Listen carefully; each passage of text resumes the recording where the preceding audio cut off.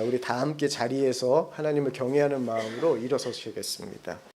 우리에게 주신 하나님의 말씀은 사도행전 4장 20절 말씀입니다. 우리 한 절인데요. 우리 한 목소리로 함께 읽겠습니다. 시작. 우리는 보고 들은 것을 말하지 아니할 수 없다 하니. 아멘. 아멘. 제 마음에 뜨거운 갈망이 있습니다. 그 갈망은요, 예수님과 동행하는 진짜 증인으로 사는 것입니다. 예수님과 동행하는 증인으로 살면서 그 증거들을 우리 사랑하는 성도들과 정말 진솔하게 나누는 주의 종으로 서고 싶습니다. 그래서 제가 설교단에 쓸 때면 항상 말씀에 붙잡고 기도하는 말씀이 있습니다. 로마서 15장 18절 말씀인데요. 그리스도께서 이방인들을 순종하게 하기 위하여 나를 통하여 역사하신 것 외에는 내가 감히 말하지 아니하노라. 아멘. 설교를 할 때마다 두렵고 떨립니다. 그래서 주님 앞에 나를 통해서 역사하신 것을 전하는 설교자가 되게 해달라고 기도합니다. 제가 2015년부터 선한목자교회에서 사역하고 작년에 사임하면서 예수동행 운동을 하고 있는 위지엠에서 사역을 하고 있습니다. 그러면서 더더욱 하나님 앞에 기도하는 것은 하나님과 동행하는 증인으로 주의 역사를 제가 누리고 그것을 온전히 전하는 통로가 되길 기도하고 있습니다. 주님과 동행하면요, 분명한 증거가 있습니다. 보고 듣게 됩니다. 주의 역사를 보고 듣게 됩니다. 예수님과 동행하는 증인은요, 그래서 귀가 열리고요, 눈이 열립니다. 근데 오늘 우리가 사도행전 4장 20절 말씀을 읽었는데 그 말씀에 고백을 한 이들은 두 명입니다. 예수님의 제자였던 베드로와 요한입니다. 베드로와 요한이 무엇을 보고 들었기에 나는 보고 들은 것을 말하지 않을 수 없다 고백했을까요? 그것은 바로 주의 역사입니다. 베드로와 요한은 주의 역사를 보았고 주의 역사를 들었습니다. 증인은 바로 보고 들은 자가 증인입니다. 주의 역사를 보고 들은 자가 바로 증인입니다. 오늘 이 시간 제가 기도하면서 이 단에 올라올 때 여러분들을 위해서는 주의 역사를 보고 듣는 여러분이 되길 기도하며 올라왔습니다. 그 은혜가 여러분들의 있길 소망합니다. 또 우리는 교회는 정말 예수님과 동행하는 증인들로 주의 역사를 보는 현장이 되길 소망하고 그 현장에 모인 사람들이 그것을 전하지 않고는 견딜 수 없는 그 기쁨이 우리는 교회에 있길 소망합니다. 주의 역사를 누리는 길 어디에 있을까요? 그것은 바로 주님과 동행하는 것에 있습니다. 그래서 여러분, 우리에게 필요한 것은요, 주의 역사는 여러분의 인생 가운데 한 번으로 끝나면 되겠습니까? 안 됩니다.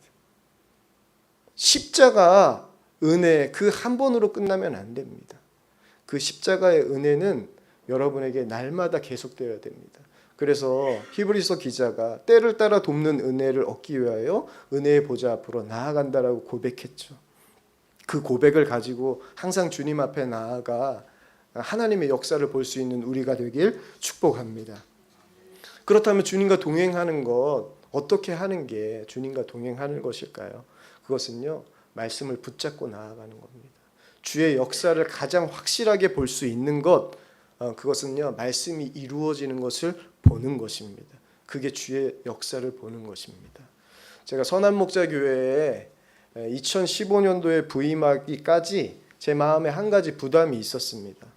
그 부담은 암으로 투병하고 계신 어머니를 제가 모시고 살았기 때문에 선한목자교회에 오면 어머니를 홀로 두고 와야 했기 때문에 그것이 큰 고민이었습니다. 저희 어머니는 수술도 할 수 없는 상태셨고 항암제가 들면 좀 삶을 오래 사실 수 있고 그렇지 않으면 하나님의 품에 안길 수밖에 없는 상태셨기 때문에 더더욱 고민이 되었습니다. 그리고 아버지께서 갑자기 돌아가시고 저에게 늘 아버지께서 하셨던 말씀이 생각났습니다. 내가 죽으면 네가 가장이다. 네가 집안을 책임져야 된다. 라는 말씀이었어요.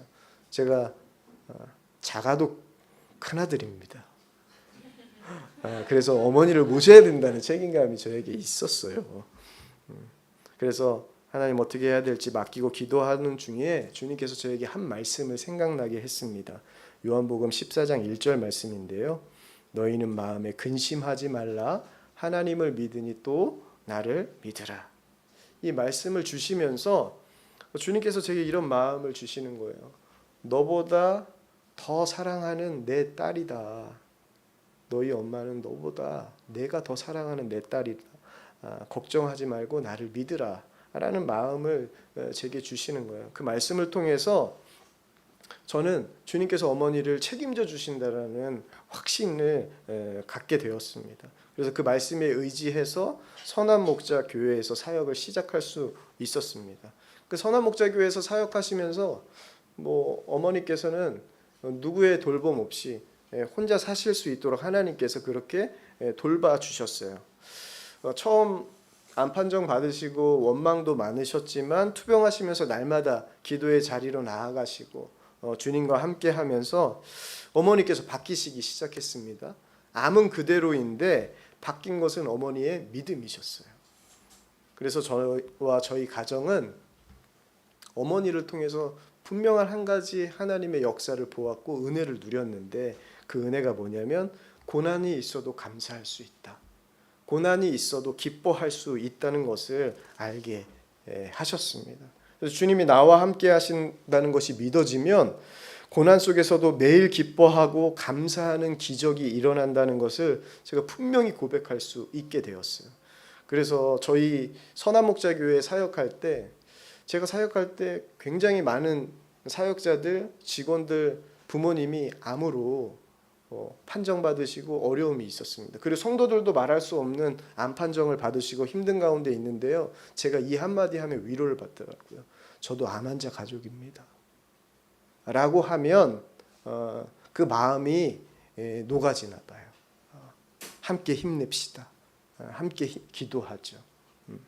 그리고 그렇게 지냈습니다. 그러면서 당당하게 고난이 있어도 어머니의 모습을 보면서 저희 가정을 보면서 고난 속에서도 기뻐할 수 있고 감사할 수 있다 고백하게 되었습니다.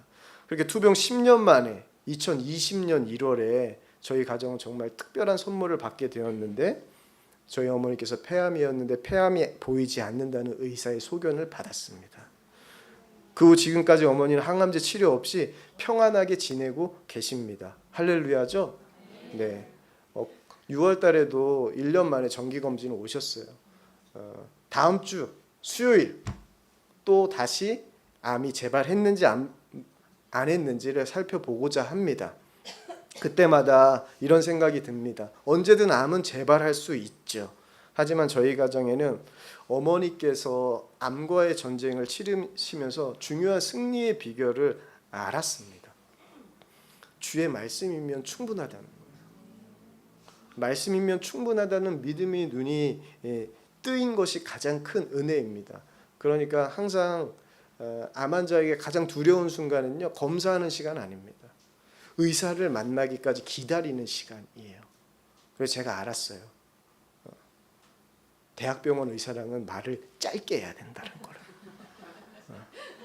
30초만 보고 와도 행복합니다. 왜요? 좋습니다. 다음에 보시죠. 이게 제일 좋은 판단, 진료예요. 진료를 왜 이렇게 짧게 하냐 그런다고 하는데 제가 경험해 보니까요. 1분 안에 끝나는 게 제일 좋고요. 길어지면 문제가 생긴 거예요. 이야기를 많이 하게 되는 거예요. 여러분, 말씀이면 충분하다는 그 은혜가 여러분들에게 보여야 됩니다. 예수님과 동행하면요, 이렇게 말씀이면 충분한 은혜가 보이기 시작해요. 여러분 삶 가운데 은혜가 하나님께서는 한 번도 멈추지 않고 있다는 것을 예수님과 동행하면 깨닫게 됩니다. 시편 145편 17절이에요. 여호와께서는 그 모든 행위에 의로우시며 그 모든 일에 은혜로우시다라고 시편 기자가 고백해요. 모든 일에 은혜로우신 분, 그분이 누구예요? 우리 아버지 하나님이세요. 그런데 우리는 어떻습니까? 여러분, 하나님의 은혜가 여러분에게 부어지고 있는 것 같아요? 아멘. 할렐루야. 믿음으로 아멘. 네. 근데 많은 사람들이 멈춘 것 같습니다. 나에게는 주시지 않는 것 같아요. 그때가 언제예요? 특별히 고통의 순간이 찾아올 때입니다. 고난이 나에게 찾아올 때입니다.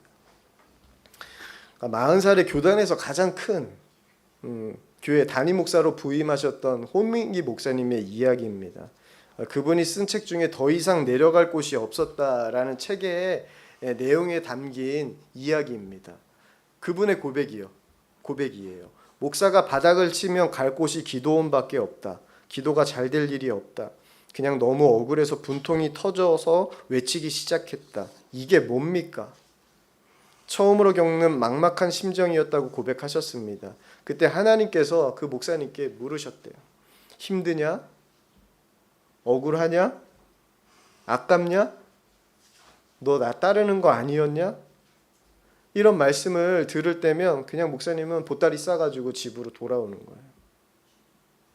은혜 속에 들어가고 싶지도 않고 더 이상 주님과 말하고 싶지 않았다고 했습니다. 그래도 기도굴에서 울분으로 기도하며 하나님께서 계속 원망했다고 고백했어요. 그러던 중 어느 날 기도하는데 그래도 기도를 해요. 그죠? 기도하는 게 중요합니다. 기도하는데 성령의 역사 속에 주님의 말씀이 들리는 거예요. 목사님에게. 너 잘하는 것 해라.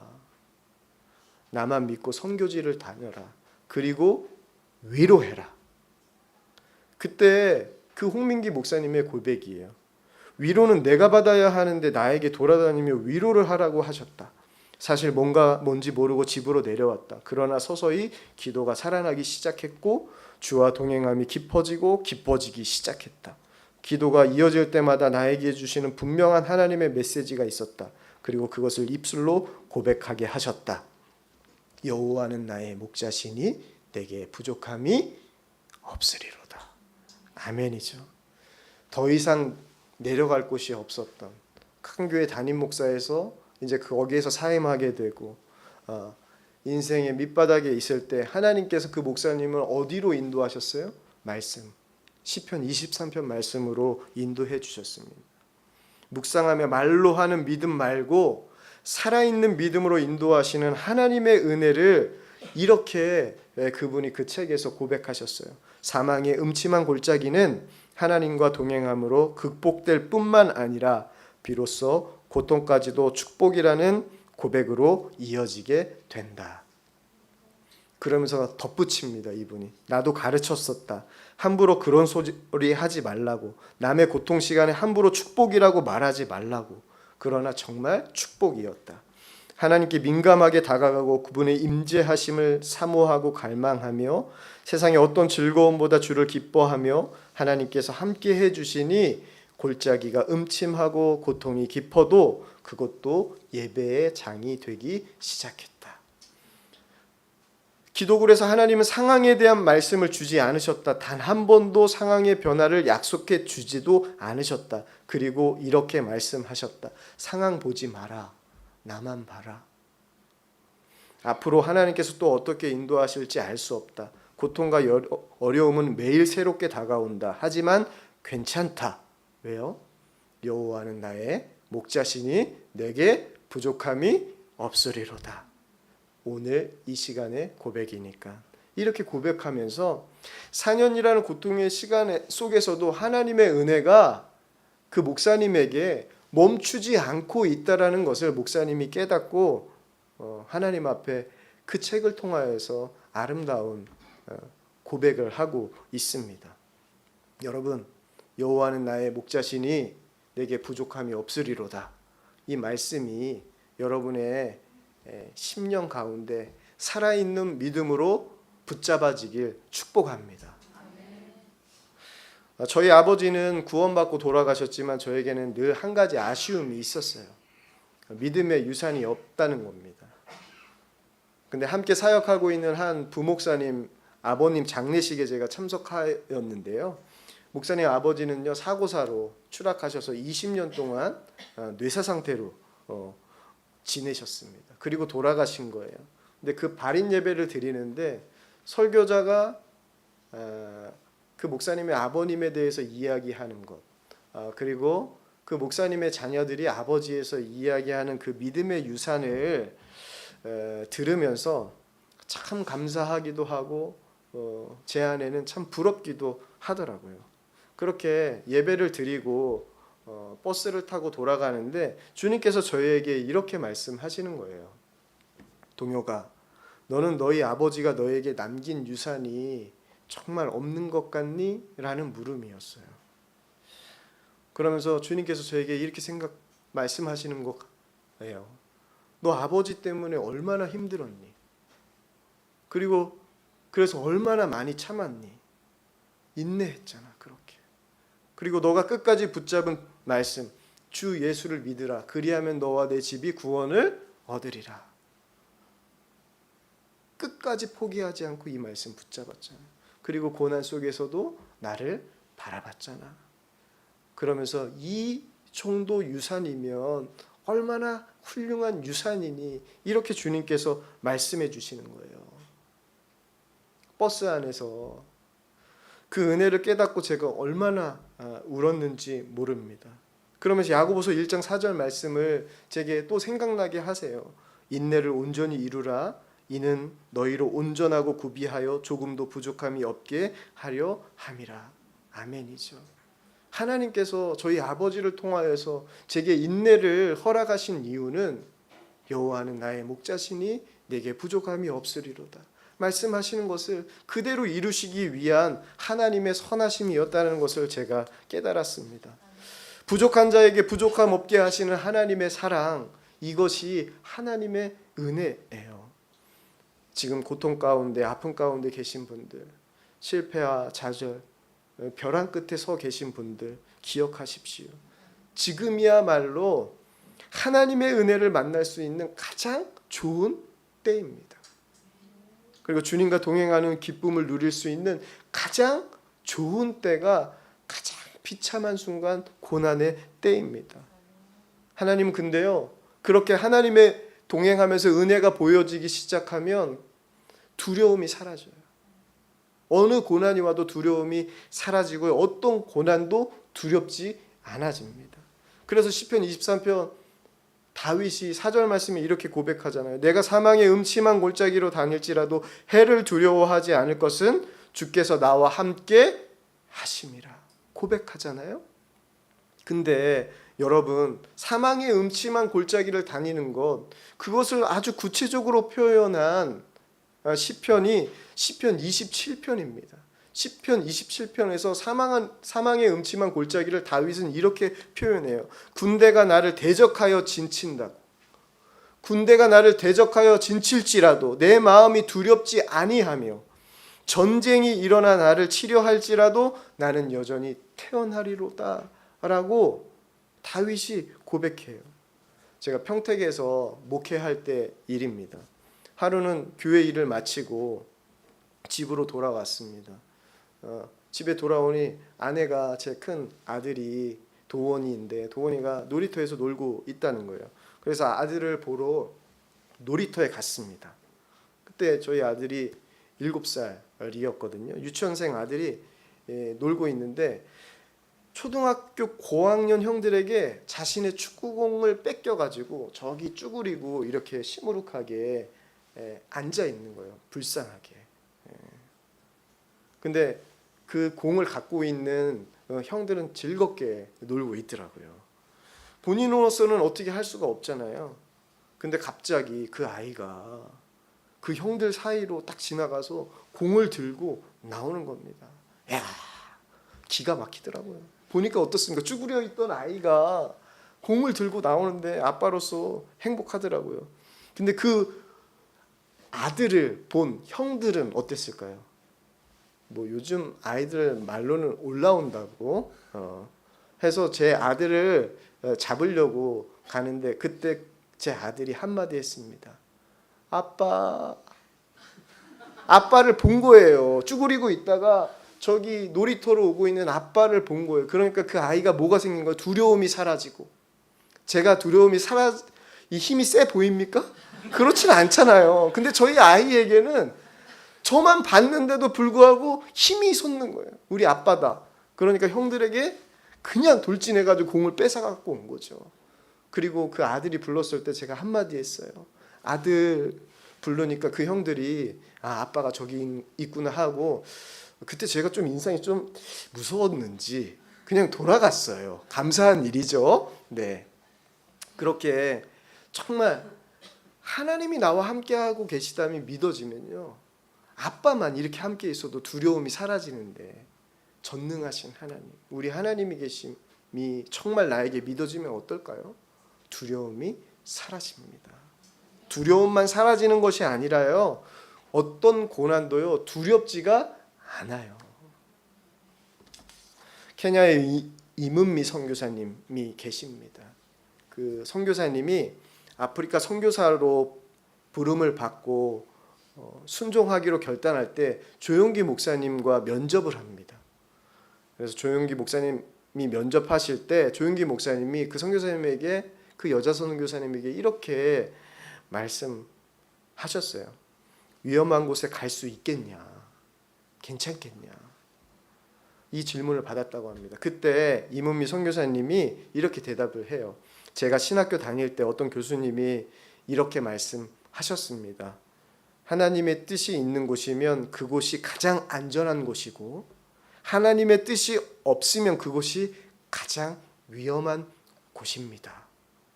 저는 지금 아프리카에 가지 않으면 가장 위험합니다. 제가 아프리카에 가는 것이 하나님의 뜻이기에 저에게는 아프리카가 가장 안전한 곳입니다. 이렇게 대답했다고 해요. 이런 사람에게는 순종이 결코 어려운 일이 아닙니다. 위험이, 고난이 결코 두려운 일이 아니에요. 오히려 불순종이 어렵고 불순종이 두려운 겁니다. 왜요? 예수님과 동행하면요, 주님의 마음을 알게 됩니다. 주님의 마음이 우리에게 부어져요. 누가 그리스도의 마음을 가졌습니까? 예수 그리스도를 구주로 영접한 자면 모두 그리스도가 우리 안에 계시죠. 그 마음을 우리가 갖게 됩니다. LA 한길교회 담임 목사님이셨고 지금 은퇴하시고 열방을 향해서 순회하고 계시는 노진준 목사님이라는 분이 있습니다. 그분의 이야기를 제가 보았습니다. 그분은 태어나서 8개월 만에 소아마비로 장애인이 되었고 평생 장애인으로 사신 분이에요. 그래서 그 목사님 마음에는 항상 강해야 된다 생각했고 장애에 대한 불안도 있었다고 합니다. 고1 때 교회에 나가게 되고 고2 때는 믿음으로 목사가 되겠다고 하나님 앞에 헌신합니다. 그리고 헌신한 다음에 그가 빠지지 않고 했던 기도의 제목이 있었어요. 하나님, 다리를 고쳐 주십시오. 좋은 목사가 되겠습니다. 이 장애를 가지고는 온전히 섬기기 어려우니까 하나님, 제 장애를 고쳐 주십시오. 4년 동안 하루도 빠짐없이 기도했다고 합니다. 근데 4년 동안 기도한 끝에 다리가 고쳐진 게 아니라 미국을 가게 된 거예요. 대학교 2학년 때 미국 교회 앞을 지나다가 저녁에 신유 집회가 있다는 광고를 보고 그 집회에 참석하게 됩니다. 그 신유 집회에서 한 목사님으로부터 기도를 받는데 너무 간절히 기도해 주셔서 감동을 받아서 그러면은 말씀도 듣고 가야 되겠다 싶어가지고 말씀도 듣는데 그날 그분의 인생이 그곳에서 바뀌었다고 고백하는 거예요. 대단한 설교가 아니었답니다.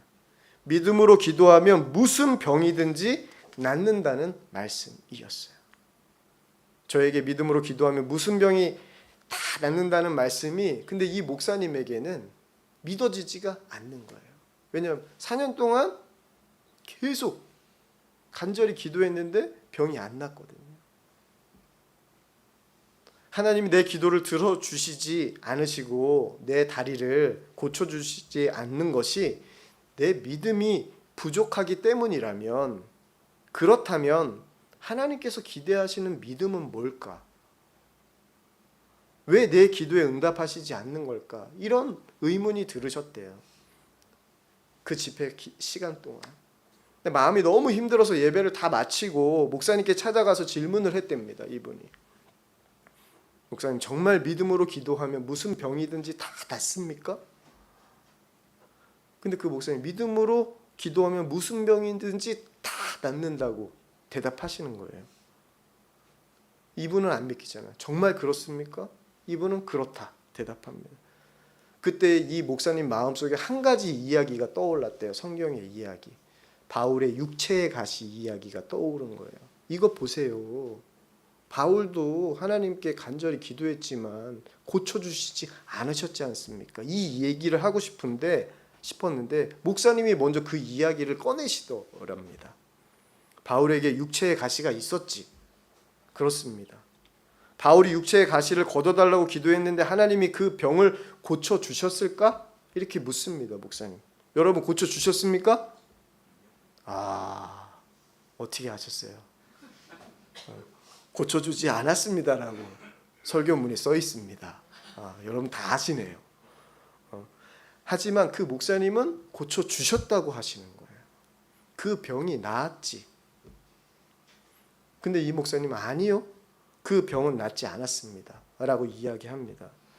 그 목사님 병이 나았다고 하시면서 설명을 하시는 거예요. 바울이 너무 괴로워서 육체의 가시를 거두어달라고 하나님께 3번 기도했다. 그리고 그 기도에 하나님이 응답하시기를 고린도후서 12장 7절과 9절에 이렇게 기록되어져 있지. 여러 계시를 받은 것이 지극히 크므로 너무 자만하지 않게 하시려고 내 육체의 가시 곧 사탄의 사자를 주셨으니 이는 나를 쳐서 너무 자만하지 않게 하려 하심이라. 내 은혜가 내게 족하다. 그러면서 주님의 뜻을 바울에게 하나님이 보여주셨지. 그 뜻을 깨닫고 난 다음에 바울이 또 기도했을까? 목사님이 그 노진준 목사님 청년에게 묻습니다. 너무 잘 알고 있었어요. 안 했습니다. 그러면 병이 나았지. 그것은 더 이상 그에게 병이 아니라 오히려 하나님께서 그를 사용하시기 위한 하나님의 은사일 뿐이겠지 라고 그 목사님이 대답해 주신 거예요. 하나님께서 그를 통해 그 일을 하시기 위해 그의 몸에 육체의 가시를 둔 것을 그가 깨달았다면 이제 더 이상 그것을 질병으로 여기며 그것 때문에 괴로워하지 않았을 거다. 바울은 괴로워하지 않았을 거다. 그러면 그 병은 나았지 라고 말씀해 주셨다는 거예요. 그 말씀을 듣고 노진준 목사님이 그날 이렇게 고백합니다. 그날 제 병이 나았습니다 라고 그 목사님이 자신의 장애를 그렇게 이야기해요. 그러면서 소아마비가 저에게만큼은 더 이상 장애가 아닙니다. 일상생활 속 제약은 있으나 인생의 장애는 되지 못합니다. 이미 지금의 나를 통해서 사람들을 세우시는 일을 해나가시는 하나님, 그 하나님의 선하심과 능력을 믿고 의지하기 때문입니다. 저는 다 보지 못하는 긴 시간 속에서 제 인생을 시작하셨고 이끄시고 인도하시는 하나님의 선하신 주권을 믿고 신뢰합니다. 이게 예수님과 동행하는 사람은요, 이렇게 하나님의 마음을 바울과 같이, 이 노진준 목사님과 같이 깨닫게 돼요. 그러면 이 보고 들은 것을 말하지 않을 수 없는 거예요.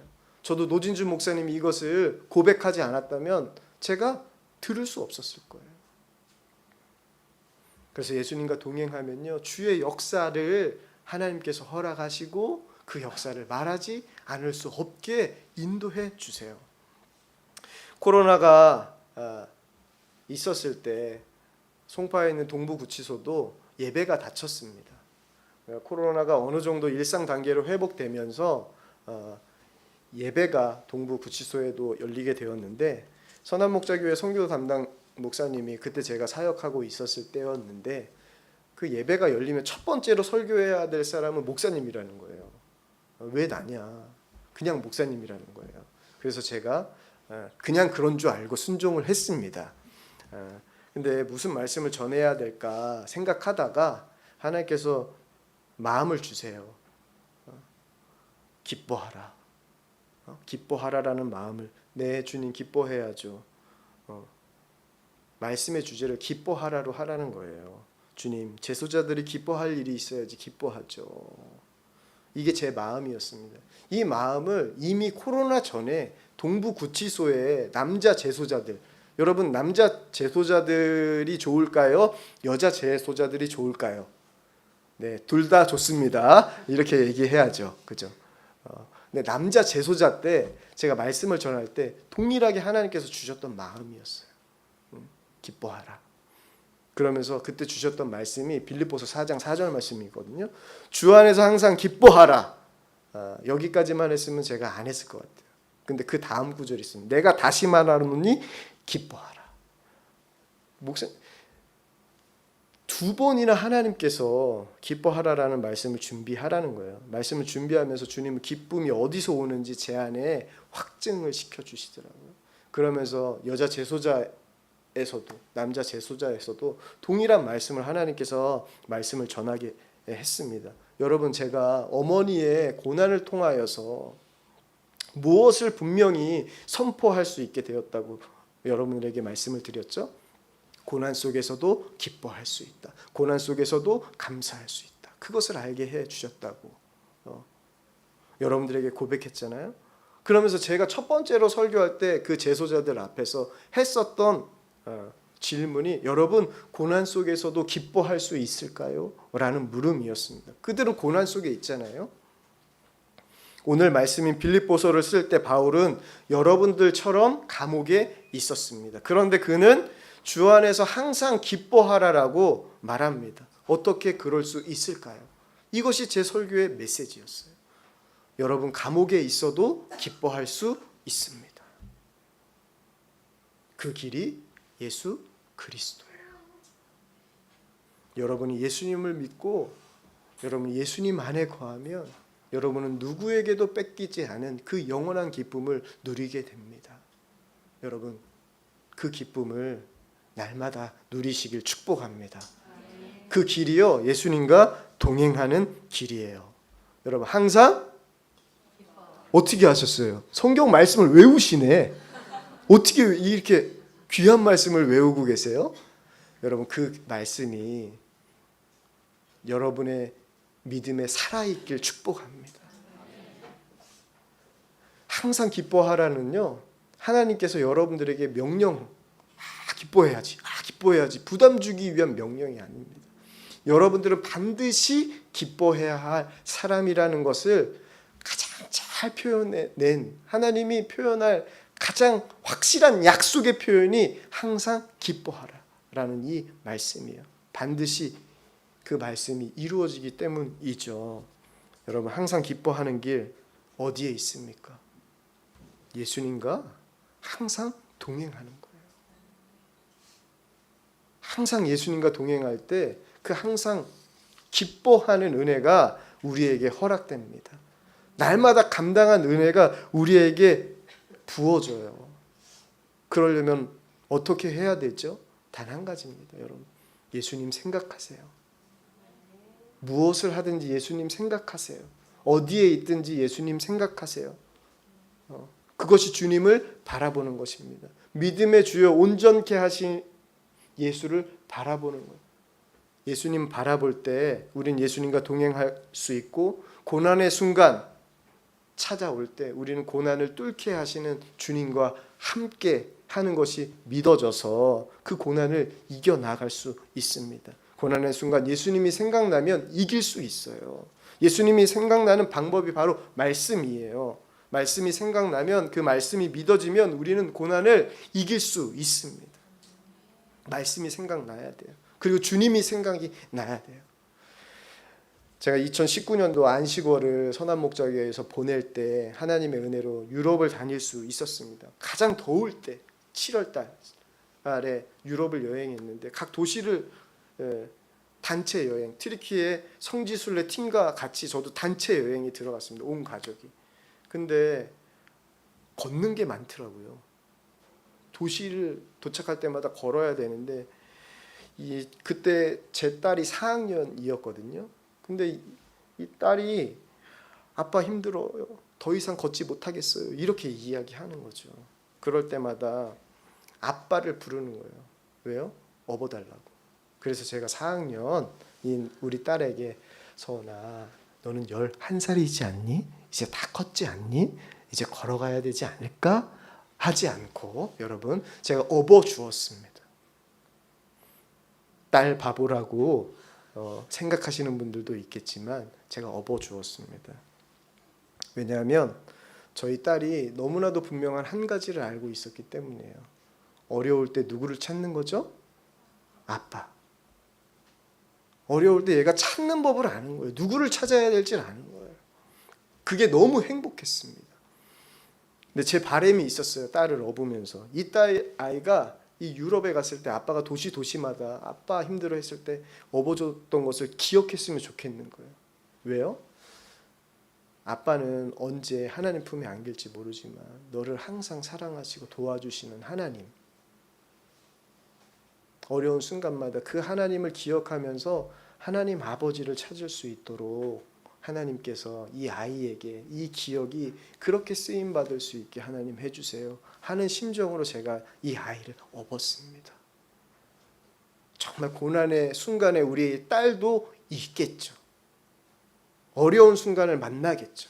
그때 이 아이가 다른 것 잊어버려도 하나님 부르는 것, 예수님 생각하는 것 잊지 않는 아이이면 되겠다. 이거 하나면 되겠다 하는 마음으로 업었습니다. 힘들었습니다. 지금 기억하는지 잘 모르겠습니다. 이제 중학교 2학년이 됐어요. 군대에 들어갔습니다. 근데 주님을 찾는 아이만 된다면 하나님 그것으로 충분합니다. 왜냐하면 주의 이름을 찾을 때, 부를 때, 주님을 생각할 때 한 번도 멈추지 않는 하나님의 은혜가 그 아이에게 찾아오고 주님을 생각하는 여러분들 가운데 임할 것을 제가 믿기 때문입니다. 여러분, 주님과 동행하면서 그렇게 하나님 아버지를 부르고 찾으며 생각하며 여러분의 삶, 하나님이 주신 은혜로 충만하길 축복합니다. 그래서 그 은혜를 전하는 자, 그 자가 누구예요? 예수님과 동행하는 증인입니다. 그 행복한 동행을, 그 행복한 증인으로 설 수 있는 우리는 교회 되길 축복합니다. 이 시간 우리 함께 결단하며 찬양하고 봉헌하겠습니다.